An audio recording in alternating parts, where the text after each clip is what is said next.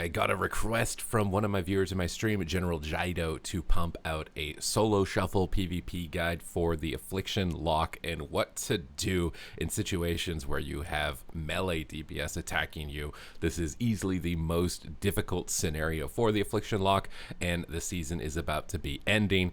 And with this playstyle, I was able to advance from this VOD at 2300 rating all the way up to 2800 rating and possibly beyond. You can tune into those streams live every day on twitch.tv/Supatease. But Runes of Lordaeron is also probably one of the most difficult maps to get against them. So I tried to get a VOD with a very particular situation with a lot of physical damage dealers, a lot of melee DPS on Runes of Lordaeron to give you the rundown. So I like starting the game on Runes of Lordaeron with my portal in the room. This way, as an Affliction Lock, you want your portal in a position where melee DPS have to use 2 gap closers in order to get back to you. I put my gateway off to the side, and then I start peeking forward to try and get dots onto targets, but you need to be careful to not run too far out of range of your port. And you have to be really careful at assessing whether or not you're actually getting attacked, because if you're not, you need to reposition your port and get into an aggressive stance. So right off the bat, we're going to use Amp Curse Weakness onto the Windwalker Monk, get a Phantom Singularity, and I like soul swapping the Phantom Singularity at the start of a game. Unfortunately, we get stunned immediately with this, and we're going to use our Dark Pact whenever we're stunned, and there's cooldowns from the opposing Windwalker, but we got CC'd on our soul swap. Usually I like getting Phantom Singularity onto multiple targets and get the leech healing from it to kind of stagger the damage in the opener, and we're going to start pump faking with Drain Soul. The thing is, though, when you have a Windwalker on you and it's only a 2-second kick, it's generally better either to try and pump fake a couple times with Drain, and if they're not falling for it, just cast something to get kicked, because you're just going to waste more time trying to fake. And now that I've got through the interrupt, I can connect a Soul Rot, a big Drain Life, and Force Diffuse Magic. Now I've soul swapped onto the Druid, and I have full rows of dots onto all 3 targets, being careful to not overextend for my port. My healer is CC'd, I port back into the room, the Windwalker has to drag all the way in, I can then gateway away after that port and max range away from the Hunter and avoid a lot of damage. Now the Hunter's pushing back on top of me. Priest is going to use pain suppression. I've got damage reduction up. I need to be doing damage. We're going to pump fake with the drains. You also get Malefic Rapture procs, but we're just going to cast Fear. We don't care if we get kicked. It's a 2-second kick, and the Hunter kick's already down, so we can immediately trinket out of the stun and go for spam Fears onto the Windwalker. I think the biggest thing is like getting over the fear of getting kicked. The next thing that you want to soul swap is your Soul Rot. So I got Soul Rot on the Hunter. I soul swap to that Druid. I lock him out. I fear the Hunter as my rogue is getting low. Focus your fears on the target that you're not really kind of focusing. I've been getting a lot of cooldowns from the Monk, and I see the rogue on the Monk, so I'm fearing the Hunter and rotating my DRs depending on what the rogue is attacking. We port back into the room, get a pump fake on the Monk, which means I can free cast. I'm going to use my precognition to get a Malefic Rapture to get Dread Touch onto multiple targets, and then continue back into utilizing Drain Soul. We're going to coil the Monk away as the Druid's in a kidney shot. We got pressure on 2 targets, full dots loaded up, aspect of the Turtle Force, but we still need to respect the Serenity here. So I'm trying to use Shadow Fury to stun it. We're going to get kicked on it. Still not really a big deal. We'll wait for the kick to end, and then we'll look for Fear Spam. Any amount of DRs on Serenity is really good against a Windwalker to get control of them.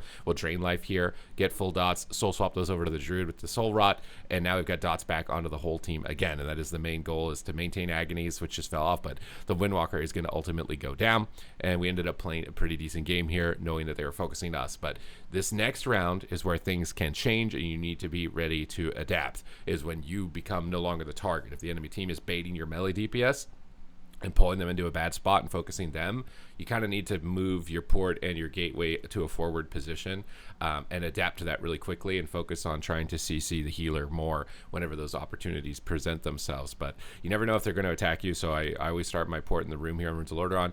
Any other map, you'd obviously put your port on a pillar and then run to the opposite side of that pillar and then port behind it, so that way the melee can't immediately reconnect to you. That is the main goal of your portal positioning. We get Garroted in the start here. Could have stood on my gateway to use gateway during Garrote, but we're going to Dark Pact, and you see the rogue is pulling away and the Hunter's going after the Monk. So I'm going to dot up the pet and get a Curse of Weaknesses on it. I like using Curse of Weakness or Tongues to get dots up. We catch the Druid a bit here, so I'm going to Drain Soul, Phantom Singularity, and Soul Rot him while the kicks are out of range. Soul Swap that over onto the Rogue and coil him. And if he dispels it, he's going to take a UA hit after we're setting up on him. And we're still kind of just figuring out if they're attacking us. We use Amp Curse of Weakness here onto the Hunter to reduce the damage in the opener during their crowd control so they can't critically strike. This is super important. Amplify Curse of Weakness is like your #1 mitigation tool against these types of high critting burst melee DPS like Ret Paladins, Warriors, and Hunters. And we're just going to spam Fear the hunter as I see the Windwalker attacking the rogue. Druid's looking for clones, and I'm not in position to be able to stop them, unfortunately. And now this is where we likely need to consider adapting, right? The hunter's still attacking me, but the rogue's behind the pillar. So I'm just going after the hunter. Maximize your damage. We need to soul swap that soul rot as soon as possible. We've got max stacks from our drain soul here. We soul swap off of the hunter. And we're trying to get onto the rogue, but he's lining us. It's being a bit difficult to get it onto him, but we get the soul swap. We'll dark pact whenever we're stunned. We want to do that at high health so we get the maximum benefit. And now we're kind of pushing onto the tomb. And again, because it's a hunter, you can take the tomb in the middle a little bit more than if it was double melee DPS, because you can just line of sight him on it, and you can put your port back behind it and you'll be fine. But double melee can be really difficult to play on the tomb because it's not always a guaranteed direct line of sight away from your enemies unless you're able to get completely around the opposite side of it. But now we're just free casting on the top of the tomb. We're not afraid of the interrupts here. The interrupts are like 2 seconds long, so we're not even bothering to fake cast, and he just ends up missing it. And in a lot of cases with double melee DPS, they'll end up overlapping. So you can do your Drain Soul pump fakes, get your stacks of Drain Soul, get your Malefic Rapture procs, and then someone will just overlap a kick, and then you can just free cast at that point. So generally, I'm not spending too much time faking unless I'm faking it with Drain Life. Now our Windwalker's taking quite a bit of damage. I'm trying to go for pressure. We lock the Druid, but we die 1 second before we're able to win.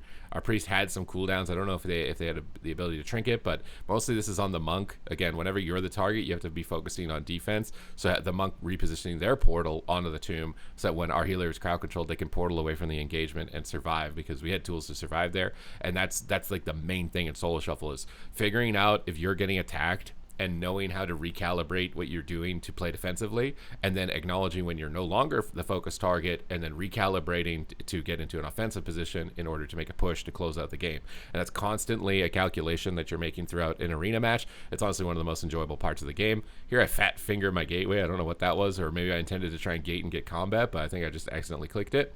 We're gonna get a UA up while he's out of range here. We get Garroted. You can dark pact honestly during the Garrote just to get the maximum stacks. We get Amp Curse weakness on his Serenity, and we just port into the room. And look, he's so far out of line of sight, he'd have to like Flying Serpent Kick and use a roll around the corner, and then we can just coil him as he gets back to us, and he gets every cooldown from the Windwalker. We got Soul Rot. We want to soul swap that over, obviously. I should try to get Phantom Singularity up first. Yeah, Phantom Singularity and Soul Rot is like the jackpot soul swap, so I'm a bit surprised that I'm not soul swapping this right here. I'm focusing just single target damage. Maybe it's just because I've got dots up on the Windwalker. I want to save it for later in case dots fall off, but definitely is a good idea to soul swap the Soul Rot. We stun him off the Kultiran into a Fear. Again, my Hunter's focusing the Rogue, so I'm focusing Fears on the Windwalker whenever there's a DPS that's left open. Now we got DRs on the Rogue, so we're going to Fear the Rogue away against these double melee. It's really about controlling for whoever's getting attacked, and right now the Hunter is getting focused.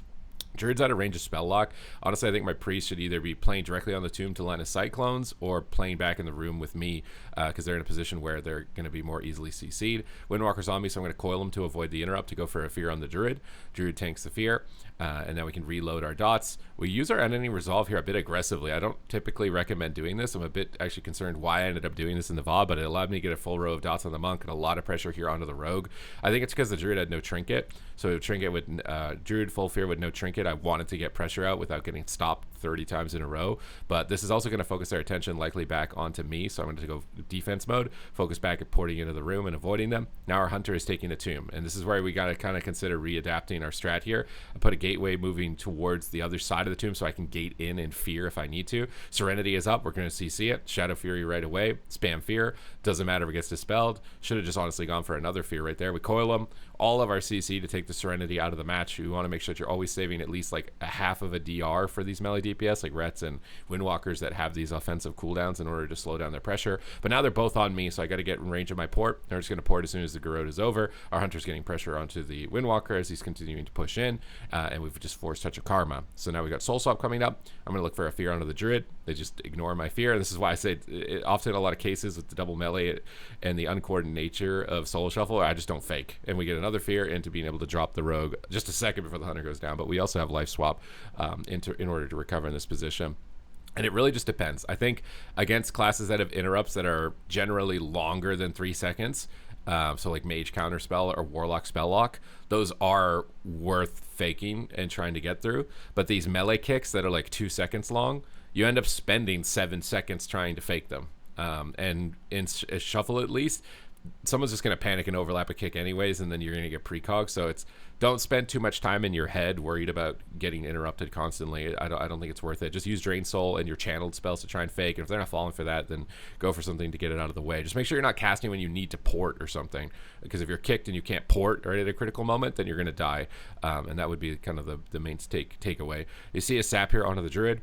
The Rogue's opening up. We got our Amp Curse of Weakness ready to go as soon as possible. Actually, Amp Curse Weakness the Rogue, which I don't typically recommend. We got Soul Rod onto him, and I don't know how he just let me cast all those spells, but we just got a full row of dots there with the Soul Swap. That's the Casino Soul Swap, but he dispels the Druid, so we got to reload those dots onto the Rogue, or dispels the Rogue, sorry. Reload those dots onto the Rogue. Drain Soul, pump fake cast here. Go for the Shadow Fury. Hunter's still not kicking. Still kind of pump faking. I poured away. Hunter's doing way too much damage. You generally can't usually just stand in the open against a Hunter, but now they're starting to get pulled back into the tomb, so we're going to reposition, get dots back up and going. Honestly, I think this is because I didn't use Amp Curse Weakness on the Hunter. The pressure is way higher this game. I Soulburn Gateway in offensively, and this is where like the Windwalker died that last time, and that's why I said like putting a Gateway in offensively with Soulburn to gate in and then spam Fear and then recalibrate like, hey, I'm not getting attacked, so I need to start doing some really aggressive maneuvers right here. We got Kultiran, which is really nice against Assassination Rogues, and they garrote you and you can just punch them off yourself, and they lose a little bit of momentum, ramping up their combo points. We're going to trigger this Kidney Shot because we got a Soul Rot and just a ton of pressure. We get Cheat Death and Evasion, Ultimate Pen, every cooldown out from them. We're going to coil the Hunter here during the Scatter Shot, try and slow down some of their assault, get a full Fear onto the Priest with that Scatter so that they can't interrupt, although they didn't even have it anyways. We get put into a Garrote. Again, you can just Dark Pact. I just Dark Pact here so that we're high health. It lasts like 20 seconds, so if you are going to get focused at all, like, they're going to waste damage into this Absorb Shield, or they're just not going to attack you and you do whatever you want for that 20 seconds. It's a lot of time to be able to do whatever you want. I see an in cap onto the Priest here, so I'm trying to Shadow Fury him right at the last second and maximize the diminishing return because it's on DR, so that we can isolate the Rogue and finally finish him. So this was a round of, you know, play to make it annoying to attack you. And then as soon as the enemy has given up on attacking you, you need to shift gears. And then when you notice they're starting to attack you again, you got to shift gears again and go back into defense, like driving a manual car. As long as you're staying ahead of that and acknowledging that quickly enough, then you're going to be starting to have a really good time, be able to start getting real good control of the game. So we got Rogue, Warlock again, and with me porting back into the room and dragging the Hunter in the open and possibly stacking with the Windwalker Monk, he'll probably start retreating and running away and focusing the Rogue. So we got to be ready for that whenever that moment opportunity presents itself. So we got our Gateway and our port ready to go. Monk's kind of pushing in here. It's tough to say like Amp Curse Weakness on what here. I Amp Curse Weakness the Windwalker right away, but I could honestly have held it because he's obviously in a stun. I also think it's possible that the Hunter is still the main priority, but here's Serenity. We got to focus on CC, so I'm going to Shadow Fury him. I'm going to spam Fear. I don't care if it gets dispelled. I'm just going to keep spamming Fear. I don't care if it breaks. Every single DR into Coil. Take the Serenity out of the game. And you can do that to any melee DPS that's popping cooldowns, whether it's a Warrior popping Warbreaker or Rep popping Wings. Generally, a little bit less on the Warrior because he's going to be able to Berserker Rage the Fear, so melee that can't get out of Fear, generally speaking. Reload the UAs here. Drain Soul, Pump Fake, and look, we got a counter shot out of the way. I'm going to relay my port on the Tomb because we're playing aggressive and they're focusing the Rogue, so I need to start getting damage or CC onto the healer and assisting my Rogue aggressively. And this is why you need to acknowledge it right away. Like, what are they doing? Who are they focusing? Because they already got Evasion, so he's already a better target. I get pushed behind the pillar here, but I'm going to reposition aggressive Gateway on top of them. I'm still in range of my port, so I can kind of get away with this maneuver, but our Rogue is taking so much damage. I'm trying to spam Fears and help him out. We get the Priest under control, but I need to honestly probably be fearing the DPS. Fearing the Priest here is like a little bit too aggro. We cover the Coil with a Fear for a second here onto the Monk, trying to take him out of the game. Phantom Singularity, Soul Rot, trying to get the Casino Soul Swap, but he line of sights it there for a second. Drain Soul, refreshing my dots, getting the stacks up, fearing the Hunter here, slowing down the damage. There's the Soul Rot. We can Soul Swap that off, get that onto the Priest. Triple Cleave against Discipline Priest is really effective. They struggled to heal through this. You can tell just right now at this moment in time with the Hunter dying through Turtle and the Priest almost dying through Pain Suppression. So getting those triple dots, flipping the switch, getting aggressive when you see that, but then focusing on making sure they're not attacking you at all when they are trying to focus you is the main name of the game in these melee cleave lobbies. That's the main thing that's gotten me 500 rating in like less than 2 days. And I'm not playing the specialization obviously to perfection. It's been a long time since I played the Affliction Warlock. I think I made a guide like a few months ago on it, but I have been enjoying my time on it. It's probably in one of the best spots it's ever been in a long time as far as performance, so I would definitely recommend it. Here we've got double range though into double melee, so port in the room again, Gateway off to the side here towards that like Runes of Lordaeron gate things, because you can run inside of it sometimes and then get like a double line of sight port. We get sapped, waiting to see who they're going. Here, using the Amp Curse weakness on the Monk is going to be a big deal, but I can just get dots for free right now. No one's in range to kick me. They only have melee kicks, so it's really important whenever you see opportunities that you can cast, that you do cast, because casting is the hardest thing on this class. We get the Casino Soul Swap there with the Soul Rot and the Phantom Singularity, and our Hunter is in the room, which is really good as double ranged on Runes of Lordaeron, because the Priest is easy to fear. The Priest has to run in the middle of the map in order to come to the room, and you can generally force the melee to run away from you out of the room. So now I'm fearing the Windwalker, taking control. However, I don't think this was Serenity. So using all 3 of my Fear DRs here could end up coming back to bite me if he hasn't. I don't remember if he actually used it in the opening stage of this room, but we do have Shadow Fury.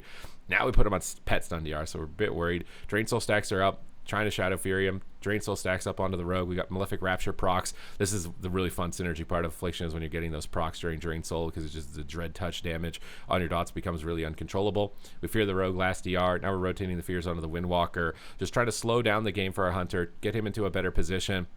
Coil, because I see the Priest use Dispel here, take the Rogue out of the game.